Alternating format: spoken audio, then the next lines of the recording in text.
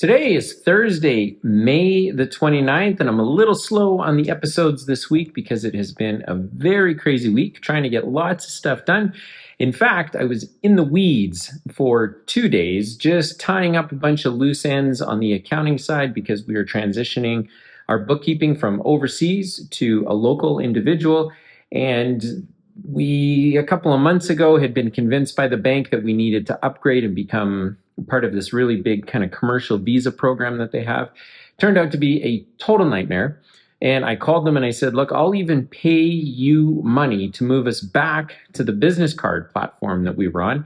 And so with this transition of accounting work, I just didn't feel it was fair for our new team member to have to kind of sort through all that stuff. So I'm pretty quick. This stuff comes pretty easy to me, but it did take like 2 days just to tie off all these weird loose ends for reconciliation purposes. So that had me tied up, but still trying to move the needle. We're midway through lots of big changes right now that are ensuring our Canadian team, our Calgary team is awesome and they have everything that they need. So I can begin to pivot and begin really working on the business plan for the United States and looking to get that E2 visa in motion. And this week, I'm waiting to hear back from our Spanish lawyer because we're looking to try and get a digital nomad visa in Spain so that we can stay longer than the 90 days. So lots of interesting stuff going on, but that isn't even what I wanted to talk about today because there were a couple of economic reports that came out from the Canadian government.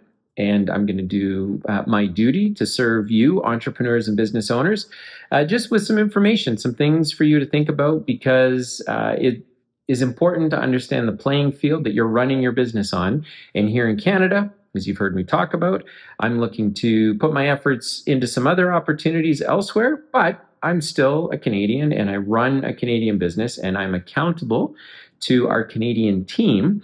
And so I too have to figure out what is the game being played on the field. And so here's kind of just some bullet points I'm going to go through. So as we know, no surprise, hiring is stalling out across retail, construction, healthcare, and education. So even though wages are kind of going up, we're not seeing a lot of hiring happening. My read on that would be just through the eyes of a business loan owner is instead of hiring somebody new, I might try to use AI and some technology to take care of some work, some workload, some admin tasks, some of that stuff, so that I can transfer higher value work to our team, the people that we have on our payroll. And so I would pay more for that person, but I wouldn't necessarily hire somebody new to take care of some of the things that I have AI doing. And a real life example of that from our business is we have somebody overseas who manages our inbox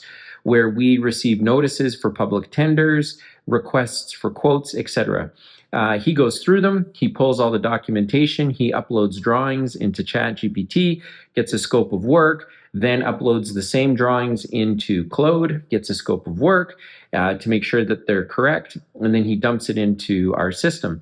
We used to pay somebody full time just to do that job in terms of reading the drawings, figuring out the scope of work, what do we need to do. Now what we've done for $20 a month is we've offloaded it to ChatGPT, which means the fellow that we have managing the inbox, I can pay him a little bit more to do some other activities that normally we would, again, end up having to hire someone. So here in Canada, the theme is that hiring has stalled out, which is crazy because if you keep listening, there's some other interesting bullet points here. So hiring has stalled, which means employers are maybe paying people a little bit more, but then trying to find some efficiencies through technologies or through some other means, maybe like outsourcing or what have you, so that they don't actually have to hire somebody new and they can still get that same workload done. So I thought that was interesting.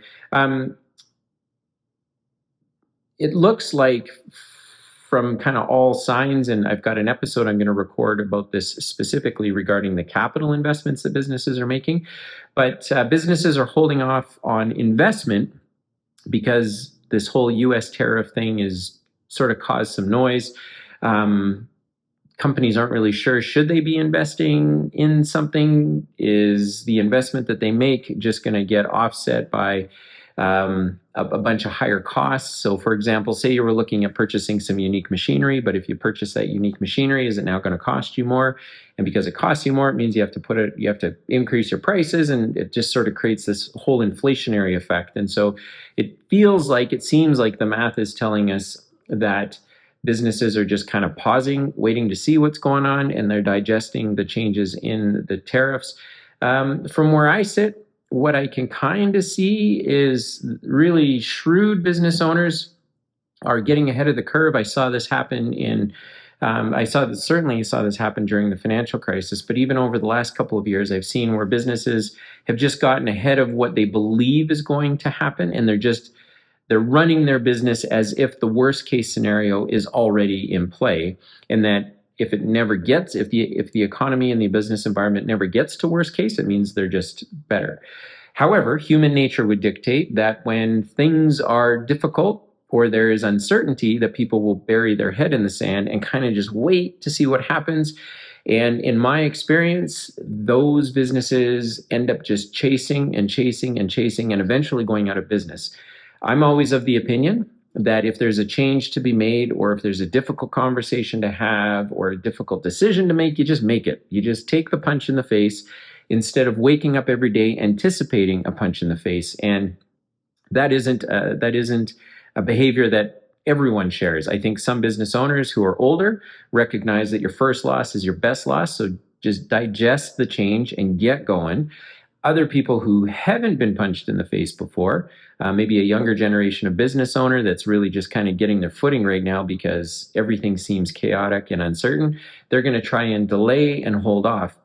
I would tell you, don't delay, don't hold off, take the punch in the face and just make the changes that need to be made. Because what happens is, and even as far back as when the two trade towers got hit during 9/11, you kind of wait to think that, okay, the world's just going to go back to where it was. And the truth is the world keeps going, but it never goes back to where it was. It's always different. We now have something called TSA. Whenever any of us take a flight, it takes many, many hours for us to get through customs, through security, through whatever, because of the events of 9/11. So the world kept going. It just kept going in a very, very different way than what it looked like prior to that. During the financial crisis, I was there the day mortgages stopped getting funded. But guess what? Mortgages get funded today, but they get funded in a different way. There's a lot more legislation. There is a lot more due diligence. There are new bank criteria that was put into place. So what we're experiencing now, I think, in Canada with the tariffs and some of the business decisions that are not being made, is you just need to make them and get going. If you need to reprice. I've shared on past episodes that right now, your margin is going to take the hit, because if you can't just pass costs on to your customer, because not all of your competitors are doing that. So everyone's going to try and hold their prices. Their margins will shrink until such time as inventory or the product and service changes have made its way through the business. And then you'll start seeing price increases so you can recover some of your margin.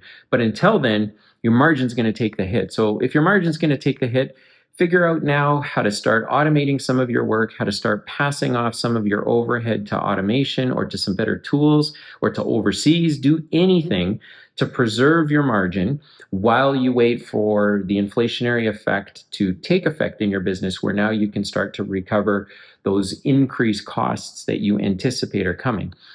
The other side of that is, if these changes never come, or maybe they don't come in the way that you're expecting, you'll be better off because you would have already taken the punch in the face, made the tough choice, and then you can get going. So those are kind of the two things to think about. Hiring has stalled out, which makes sense because there's some uncertainty. Businesses aren't making huge investments, capital investments in particular, and that makes sense given the tariffs. But for business owners that don't intend on closing their door in the next month, 6 months, year, or 2 years, this is the game on the field. You just got to play it. So what we've done in our business is, anticipating some of this stuff, we have made sure to create relationships with the biggest cost center in our business, which is labor. And as you've heard on previous episodes, we've aligned ourselves with an individual that's trying to build a labor company. So we have backed him. We are now helping to finance some of his costs in exchange for a relationship, obviously, but also for some better pricing until such time as we've recovered our capital. And it's a win-win for both of us because he gets to build his business. We get to lock in a component of our cost structure, which is really significant to us. And that's how we're kind of bearing through it. We're continuing to rely heavily on tools like ChatGPT to offload some of the admin work that we're doing. And we brought our bookkeeping from overseas locally. We placed it here locally so that particular individual can now free up the work that's being done right now by our project managers, because we are doubling in revenue and they don't have double the amount of time to spend on work like they used to. So I'm constantly, as the business owner, as the entrepreneur, I'm constantly trying to figure out where is the ball going. I hope it's not going in a really bad direction, but generally speaking, I think there's going to be just an overall slowdown. I don't know when, but it's going to happen. You can kind of feel it below the surface right now, but I don't have a desire to shut our doors and not do business. The product or service that our business provides is still needed in the marketplace. It just means there might be less need for it. And I'd like to be one of the companies that is still very active in the marketplace, providing meaningful employment opportunities for people in the face of this uncertainty. So that's what's going on right now.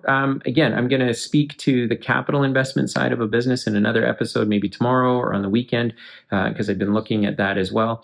But the fact still remains, notwithstanding Canada is a tough place, looks like it's going to be a tough place to do business in the next couple of years.